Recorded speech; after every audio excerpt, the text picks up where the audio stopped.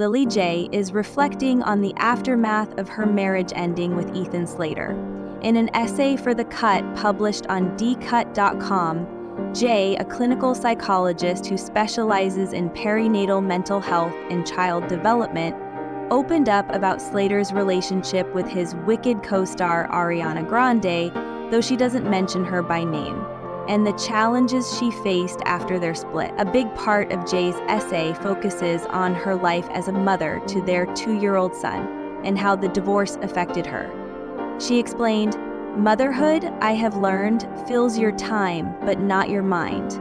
In the countless hours I spend rocking my son to sleep, pushing his stroller, marveling at his little hands grasping a crayon, I work diligently on my private project of accepting the sudden public downfall of my marriage," Jay continued.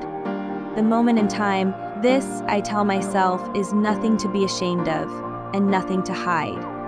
She added, "Slowly but surely, I have come to believe that in the absence of the life I planned with my high school sweetheart, a lifetime of joy is waiting for me and my child."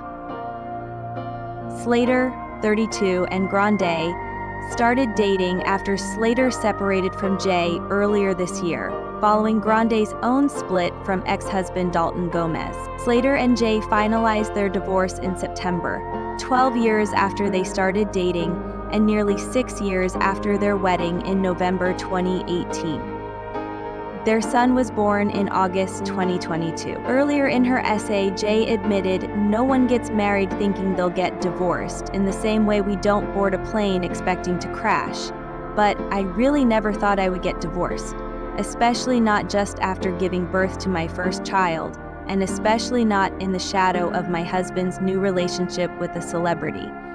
In this season of shock and mourning, over a year after the end of my marriage was made public, I deeply miss the life of privacy I created for myself as a psychologist specializing in women's mental health," she continued.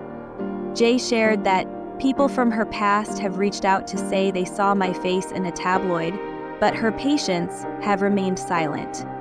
"At the Children's Hospital, my privacy was welcome protection from difficult conversations for me and my patients," she added. "And while I still firmly believe in following my patients' leads and not presuming to know what parts of my personhood resonate with them, the publicity I did not consent to increasingly feels like both a challenge and an opportunity. If I'm discovered as what? Being vulnerable? Perhaps it could be a point of connection rather than a clinical liability," she said. Jay admitted that she feared that loss of control and postpartum depression would overwhelm me for her entire adult life, but she insisted she is okay.